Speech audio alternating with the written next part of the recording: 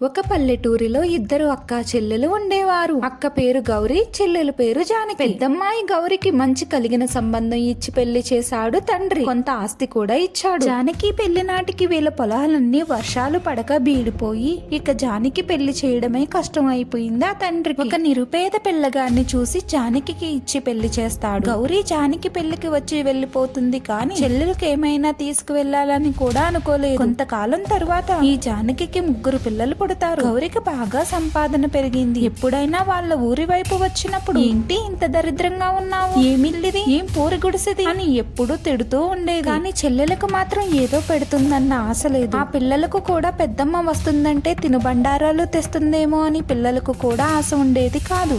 అలా కొంతకాలం గడిచింది. ఇక పెద్ద ఆవిడ గౌరీ పిల్లకి ఒక పెళ్లి సంబంధం కుదిరింది.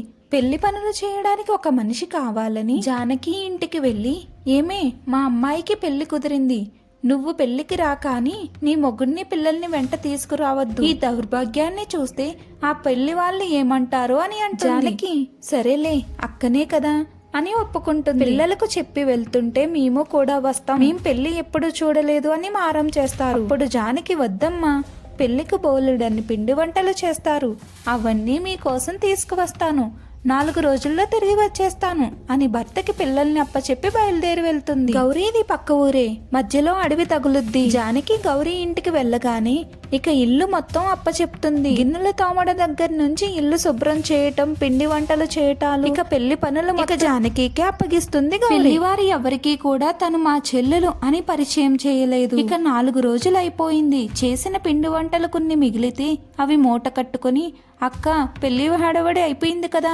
ఇంటికి వెళ్తాను అని చెప్పింది. ఆ మూటలో ఏమున్నాయే అని అడిగింది గౌరీ. ఇవాళ వంటకాలు అన్నీ సర్దేశాను, ఇవి 3 రోజుల క్రితం వంటకాలు ఉంటే పాచిపోతాయని పిల్లలు తింటారేమో అని తీసుకువెళ్తున్నాను అని చెప్పింది. అప్పుడు గౌరీ, ఇంత దూరం నుంచి తీసుకువెళ్లి పెట్టాల్సిన అవసరం ఏముంది, అయినా కుడిది తొట్లో పడేస్తే గొడ్లకి తిండి కాదా, నా ఇంట్లో వస్తువు నా గొడ్లకి వెళ్ళాలి కానీ నీ పిల్లలకు వెళ్ళడం ఏంటి, పెళ్లికి వచ్చావు, పని చేశావు, వెళ్ళు అంతే, 4 రోజులు ఇక్కడే పడి తిన్నావు కదా, మీ ఇంట్లో ఉంటే ఒక పూటే తింటావు కదా, ఇక్కడ 4 రోజులు మెక్కావు కదా అని జానకిని కసిరేసి ఆ మూటలో ఉన్న పిండి వంటలన్నీ కుడిద తొట్లో బలవంతంగా పోయించేసింది. చెల్లెలు వెళ్తుంటే ఒక కొత్త బట్ట లేదు, పాత బట్ట లేదు, ఒక కుంకుమ బొట్టు లేదు, ఒక పిండి వంట లేదు. ఇక జానకి దుఃఖం ఆగలేదు. 4 రోజులు ఇక్కడే ఉన్నాను, నా చాకరీ చేశాను, 4 పిండి వంటలు పిల్లలకు తీసుకువెళ్ళు అని ఇవ్వలేదు, ఇదే పని పెద్దవాళ్ళ ఇళ్లలో చేస్తే 4 పిండి వంటలు ఇవ్వరా, ఏం బతుకు నాది, ఛీ ఈ దరిద్రపు బ్రతుకు ఏంటి, నాకు నా వల్ల కాదు అని కళ్ళ నిండా నీళ్లతో నడుచుకుంటూ వెళ్తుంది. ఆమె వెళ్తుంటే ఆమె కాళ్లకు మెత్తగా ఏదో తగిలింది. చూస్తే అది పెద్ద పాము చచ్చి అక్కడ పడి ఉంది. ఆ పామును చూసి ఈ పామును పట్టుకు వెళ్లి వండి పెడితే నాతో పాటు పిల్లలు కూడా చేస్తారు అని అనుకుని ఆ పాము తల తోక కోసేసి ఆ పామును చిన్న చిన్న ముక్కలుగా కోసి తన దగ్గర ఉన్న సంచులో వేసుకుంది. జానకి ఇంటికి వెళ్ళగానే పిల్లలు ఉరుక్కుంటూ వచ్చి అమ్మా అమ్మా ఏం తెచ్చావు అని అడిగితే పెద్దమ్మ చేప ముక్కలు ఇచ్చిందిరా, వీటిని పులుసు పెడతాను అని చెప్పింది. ఈ లోపు జానకి భర్త కొన్ని బియ్యం ఉన్నాయి, నేను అన్నం వండుతాలే, నువ్వు పులుసు పెట్టు అని చెప్పాడు. ఇక పాము ముక్కలు అన్నీ ఒక కుండలో పోసి కాస్త నీళ్లు పోసి కొంచెం చింతపండు రసం పోసి పొయ్యి మీద పెడుతుంది. పులుసు ఉడుకుతుందని ఒక చెక్క గరిటె తీసుకుని పులుసును తిప్పుతూ ఉంటుంది. గరిటెకు ఏంటో కటకటా అని తగిలింది.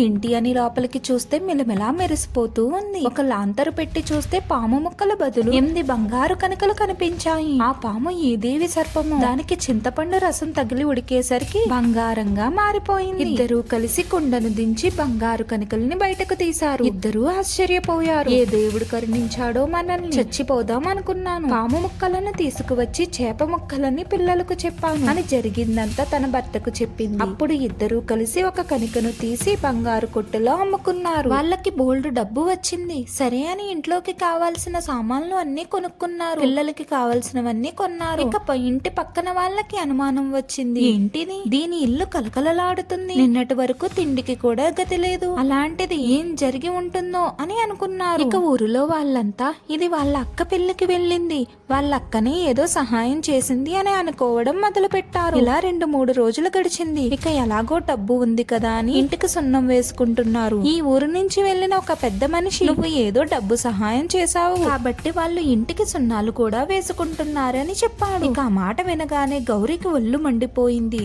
నేను పావలా ఇవ్వలేదు, దీనికి ఎలా కలిసి వచ్చింది అంటే నా ఇంట్లో నుంచి ఏదో కొట్టేసింది, ఇల్లంతా వెతుక్కుంది, అన్ని వస్తువులు నా దగ్గరే ఉన్నాయి, కానీ నా చెల్లెలకు ఎలా కలిసి వచ్చింది అని అనుకుని వారం తిరగకుండానే ఊరు వెళ్లి అక్కడ ఉన్న న్యాయాధికారికి ఫిర్యాదు చేసింది. నా చెల్లెలు ఉన్నట్టు ఉండి బాగుపడింది, దానికి నేను పావలా కూడా సహాయం చేయలేదు, అంటే నా ఇంట్లో ఏదో కొట్టేసింది, ఏం కొట్టేసిందో కూడా నాకు అర్థం కావట్లేదు, దానికి అష్ట తెలుగులో ఉన్నాయని నాకు న్యాయం చెయ్యండి, లేదంటే ఏం కొట్టేసిందో ఆ వస్తువు నాకు తిరిగి ఇప్పించండి అని ఫిర్యాదు చేసింది. ఇక న్యాయాధికారి జానకి ఇంటికి కబురు పంపించాడు.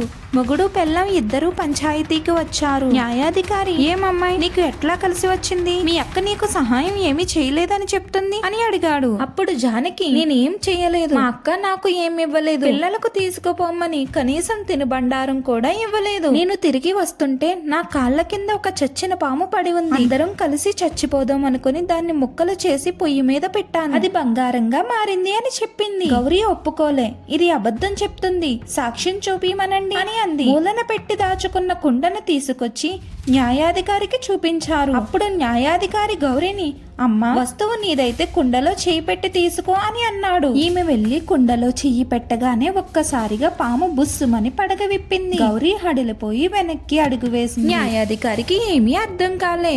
అప్పుడు జానకితో, అమ్మాయి నువ్వు వచ్చి చెయ్యి పెట్టు అని అన్నాడు. జానకి వెళ్లి కుండలో చెయ్యి పెట్టి బంగారు కనుకను బయటకు తీసింది. అందరూ ఆశ్చర్యపోయారు. ఇక నీది ఏం లేదు, నువ్వు ఇంటికి వెళ్ళిపో అని పంపించేశారు. ఊర్లో వాళ్ళంతా గౌరీని తిట్టిపోశారు. ఇది అక్క కాదు, పిశాచి, కనీసం చెల్లెలకు తినుబండారం కూడా పెట్టలేదు అని ఊర్లో నుంచి వెళ్ళగొట్టారు. ఇక చచ్చిపోదాం అనుకున్న అమ్మాయికి దేవుడు కరుణించి బంగారం చూపించాడని అందరూ జానకిని మెచ్చుకున్నారు. ఇక జానకి కుటుంబం డబ్బుతో వ్యాపారం మొదలుపెట్టి సంతోషంగా ఉన్నారు. మీ అక్క చెల్లెలు ఎటువంటి వారో కామెంట్ చేయండి.